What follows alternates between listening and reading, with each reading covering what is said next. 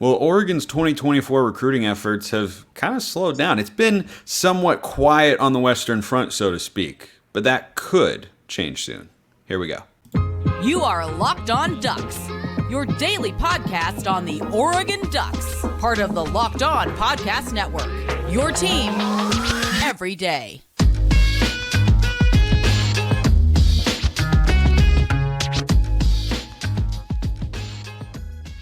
Yes, it is that time once again for Locked On Ducks. I'm your host, Spencer McLaughlin. Thank you so much for making this your first listen or your first view of the day. Part of the Locked On Podcast Network, your team every day, and your number one source to stay up to date with the Ducks, which is why, if you haven't already, like, comment, subscribe, rate, review, please, and thank you wherever you listen to or watch this show.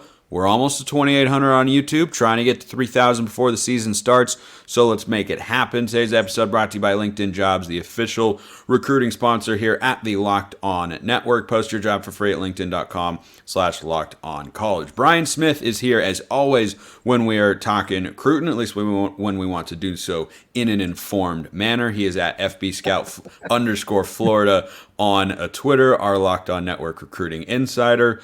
Brian, things are quiet on the Oregon front, but as you told me before we hopped on to record, not so much on the recruiting front, generally speaking. This is the time of year when things can go sideways if you get lazy. This is when college coaches go on vacations, and as a coach told me the other day, he goes, it's amazing. I would be on vacation. I'd be at a beach house or whatever on the back porch, but I was just calling kids. It really wasn't vacation. And the guys that aren't doing that are the ones that are losing recruiting. In other words, if you're a college coach, your wife will hate you and you do not have days off. That's how it works. So Oregon, with their staff, I would be surprised it's very slow. And to be honest, with the kids they're going after, especially because they recruit so nationally, you could make an argument they're the busiest staff in the country. That's like a top 10 program. So, yeah, you may not hear a lot, but they're working on getting official visits set for September. Like there's a certain guy in the Kansas City area we talk about a lot, etc.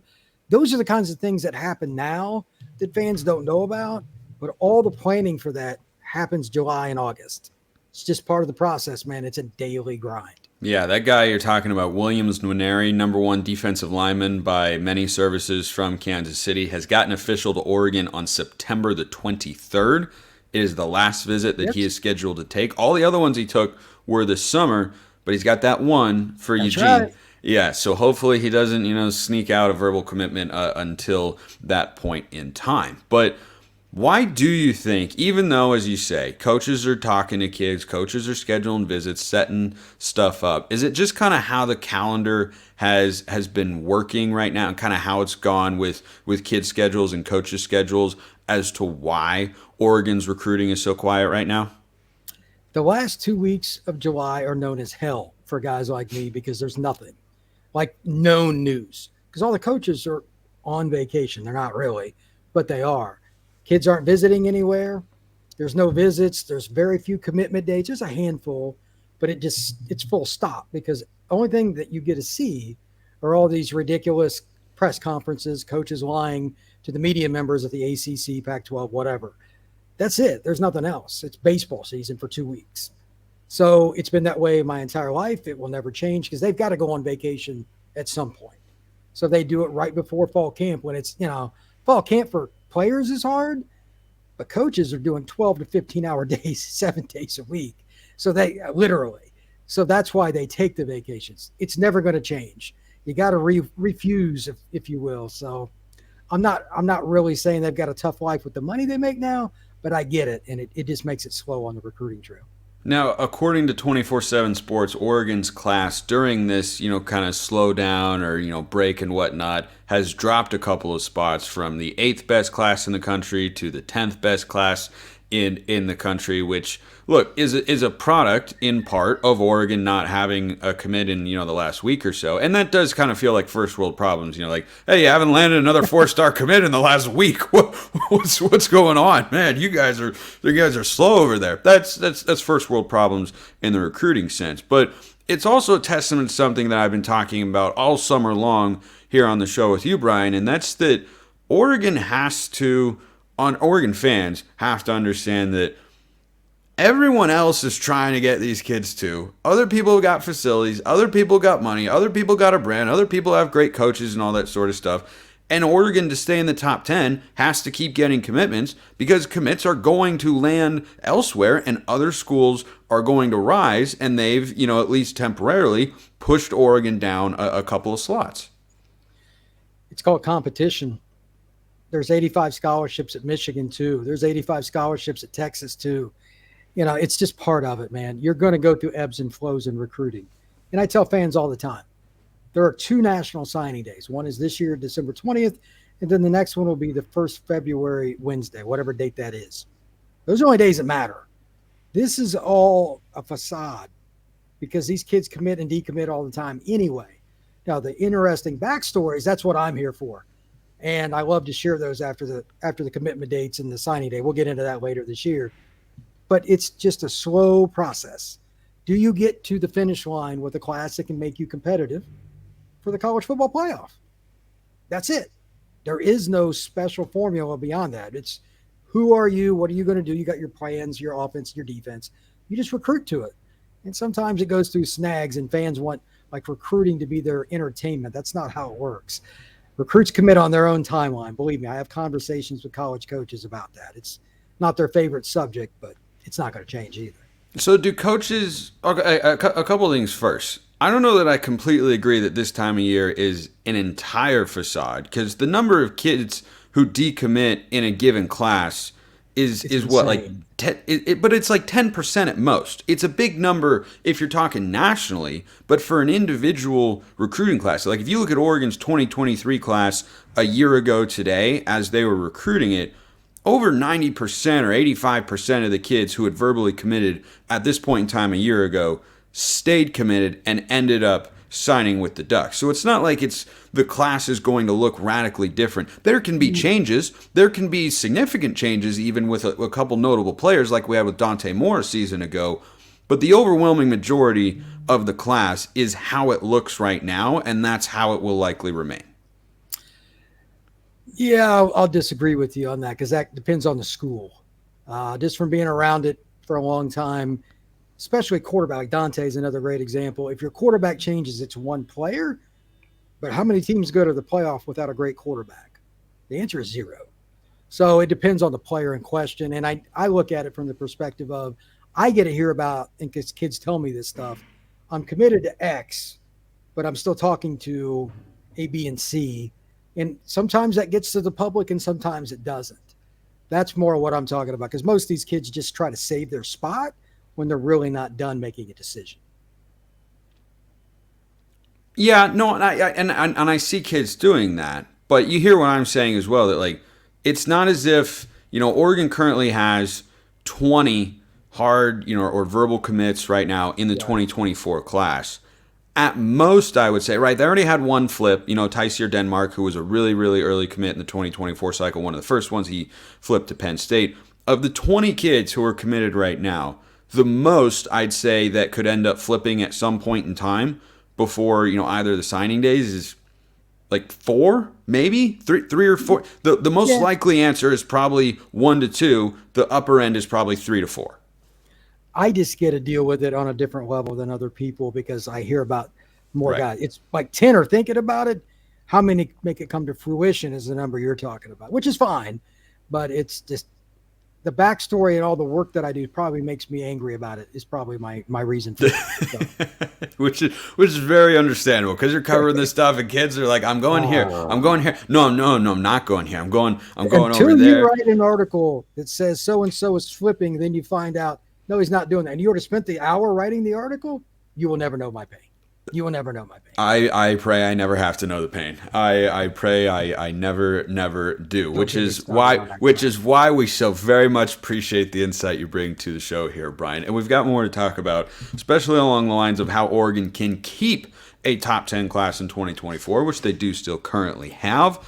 You can keep hiring the best people these days because it's always a risk and a high-stakes wager for your small business. But if you check out LinkedIn Jobs, that'll help you be 100% certain that you have access to the best qualified candidates available. You have to check out LinkedIn Jobs. It helps you find the right people for your team faster and for free. Go in there, create a free job post, add the purple hashtag hiring frame to your LinkedIn profile to spread the word that you are hiring. Simple tools like screening questions make it easy to focus on candidates with just the right skills and experience so you can quickly prioritize who you'd like to interview and hire. LinkedIn Jobs helps you find the qualified candidates you want to talk to faster. Post your job for free at linkedin.com/lockedoncollege. That's linkedin.com/lockedoncollege to post your job for free. Terms and conditions apply. Let's keep rolling. Second segment, Sip in the books. Brian, the top 10 class that Oregon brought in a year ago, I thought was outstanding. Number 9 in the country. They brought in a top 10 portal class as well. That's where Oregon needs to continue to be if they're going to get back to the college football playoff, if they're going to, God willing, one day win a national championship. But let's just focus on this particular recruiting cycle that is 2024. How does Oregon stay in the top 10? What steps do they need to continue to take in order to stay there, given how other programs, as I thought, are starting to rise and get more commits and catch up to where Oregon has been? I would say the biggest thing is just kind of don't take the player out of the blue. Trust your process. They're going to go after kids. We talk about this every week on your show. They're 4 and 5 star kids. And the majority of them that haven't already decided are probably going to be late decisions. Coaches get impatient too. Lots of them. The worst thing you can do is waste a scholarship on a kid that's, he's pretty good. And you miss out on another kid because you already used that scholarship. Right. Sometimes you got to roll the dice, bro.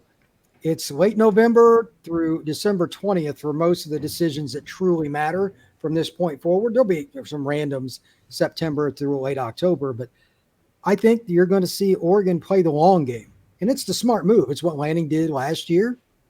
You got different kids like Peyton Bowen, et cetera, that were going down to the wire. You win some of those, you lose some of those. But if you don't get some of those players, are you really going to beat Georgia? That is the only obstacle that you should be talking about. It is. I mean, Georgia's better than everybody, and they proved that last year and the year before too. So. Nah, we had them on the ropes. Yeah, when it was 0-0, you had a chance. Yeah, that's exactly right. That game was over before it started. They just have better players. I mean, Kirby talked about it. Yeah. And Oregon's good, but, the difference between Georgia's depth and everybody else is ridiculous. That's where the change is. So I think Oregon needs to play that game. And if you come up short, you come up short because it doesn't really matter if you're 9-3, because if you get guys – on your campus, whatever it is, and you missed out on all those guys, you go 9-3. Well, so what? 11-1 Oregon may go to the play, but you need to be that 12-0 juggernaut to beat Georgia. It's just true. And you're going to have to roll the dice to get that talent to go 12-0. And they're deciding late. Do not take kids early. And then the other thing is getting that one guy, that special player. Again, Winery, they got to get a special player. Yeah. Stone, they got to win an upset. Like Oregon's favored for Winery and Stone. Are they going to get both? Hell, I don't know. These kids, I know Stone. I think he's going to go to Oklahoma, but he has been all over the map. You have to recruit him until he signs with Oklahoma. You can't take it easy. So David Stone, last time I asked you about him, it's going to be Oklahoma. Are you saying Oregon's gotten back into the mix there? Well, they're never going to give up. Like Lanning, the one thing I like about him is like they're all in the mix, but like I've been told he's going to Oklahoma barring some unbelievable change. That's where he's going to go. But he still may, with him, he's taken a gazillion unofficials, etc. Why would you stop recruiting him? You're using absolutely. You're using the university's money to call him, to bring him out, blah, blah, blah. The hell difference does it make if you're Dan Lanning and his staff? It's nothing off your back. So spend Phil Knight's money and have a good time. Recruit the best players. That is exactly how I would feel. It's like asking a girl out. Worst thing she's going to do is say no, and you're just going to go back to whatever you were doing before. Like that's perfectly valid there. So, and it's good to hear, by the way, that Lanning is that sort of grinder as a recruiter. Oh, 100%.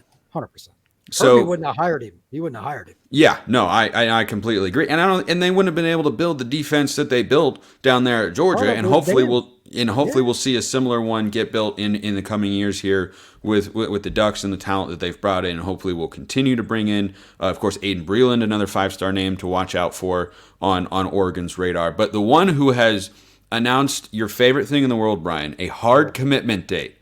And that That is a big favorite of mine. yeah, that is a big favorite of Brian. Brian is a pro hard commitment date kind of guy, rather than trying to read through the tea leaves and ask 50 different people and go on back channels and everything like that. Yeah, those of you listening to that podcast, he's shaking his head. Eyes are dropped down. It's just he's had enough of that. So Justin Williams is one of those special kind of players, 5-star linebacker, top I believe 20 player in the country for the 24/7 rankings. At least last time that I checked, number 1 at his position, if memory serves.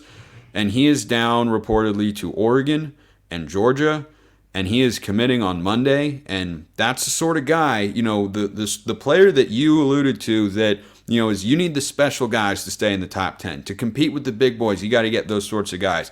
Justin Williams is that sort of dude. He is a headline sort of recruit in your class. It's down to Oregon and Georgia, reportedly. Brian, what are you hearing? I'm hearing we're going to find out on Monday. Even my Georgia sort, like, they're waiting too. I'm curious about that. Like, did the kid really keep it from the coaches this long? Because usually they know.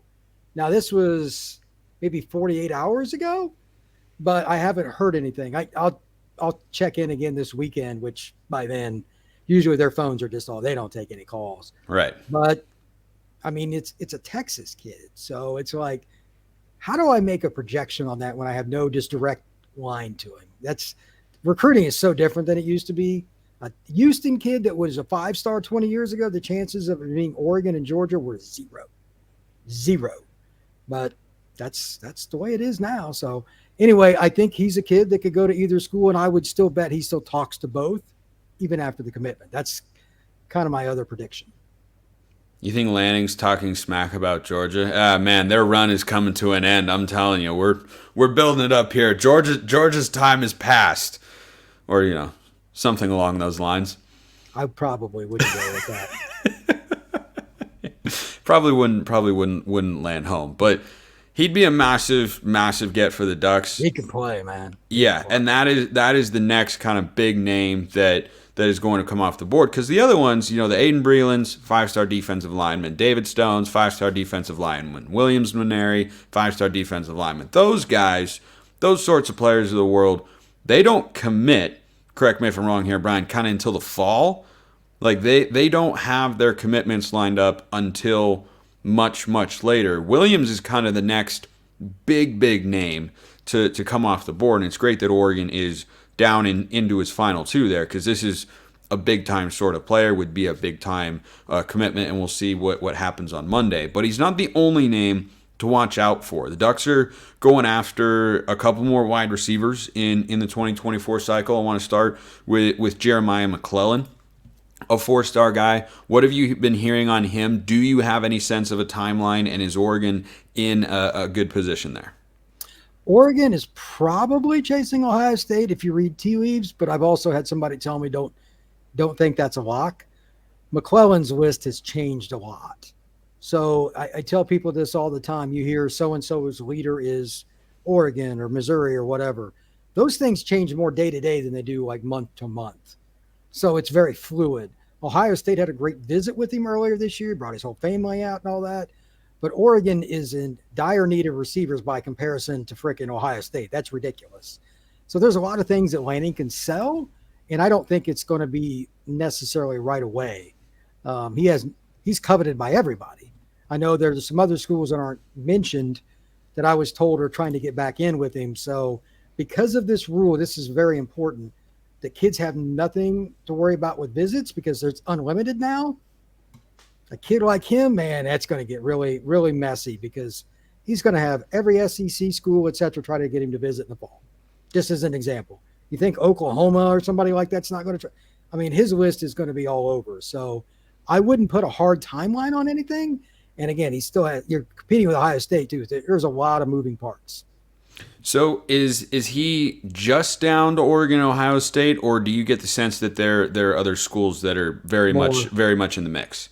I would go with more because regardless of what's being said, I wouldn't have been told what I was for nothing. And how many that is, I don't think it's a bunch, but there's his phone. I would not want to be near his phone. I look at it like that. These coaches get bonuses sometimes for signing 4 and 5 star kids, like just flat out cash. So It's written into their contracts?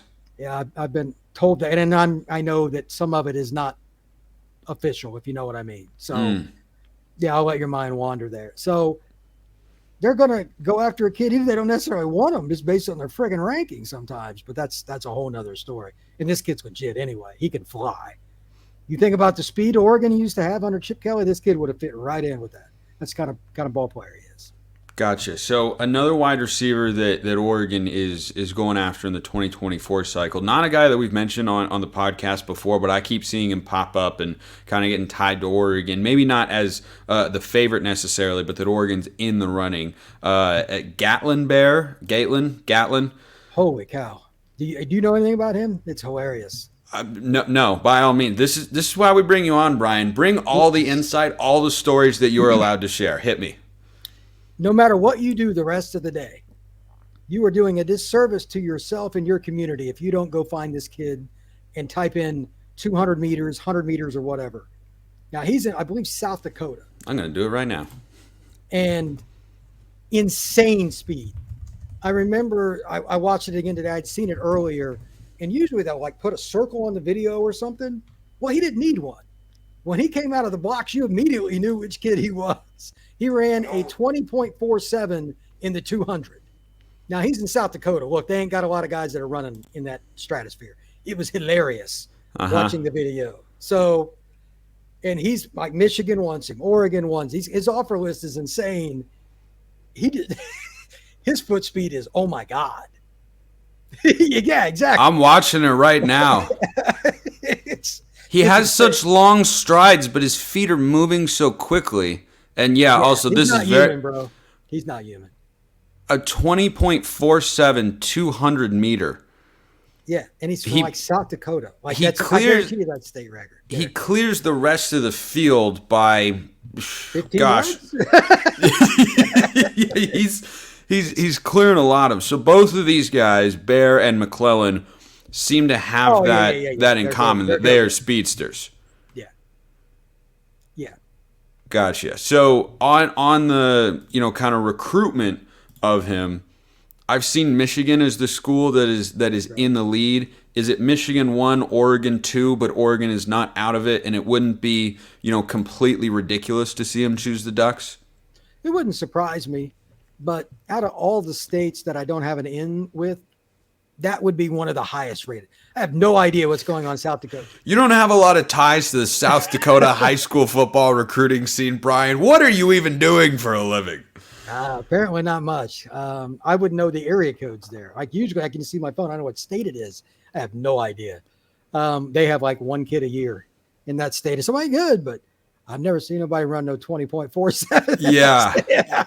That's dude. He is flying. Yeah, that's like his football. He'd be the new Devin Allen. That's who he would be. And by the way, do you know how important running track is to him? Like, is that something he wants to keep doing? Well, I would assume it is, and Oregon's got a great track program, and like the northern schools, by and large, like they'll have indoor. Like Michigan's got facilities, that's not in question, but it's not going to be an outdoor track. I mean, the weather there sucks in the spring. I'm from the Midwest. Oregon, I mean, it's may not great in Oregon, but it's going to be sure as hell better than it is in Michigan. So I don't know how that would work, but he's going to be a receiver return guy.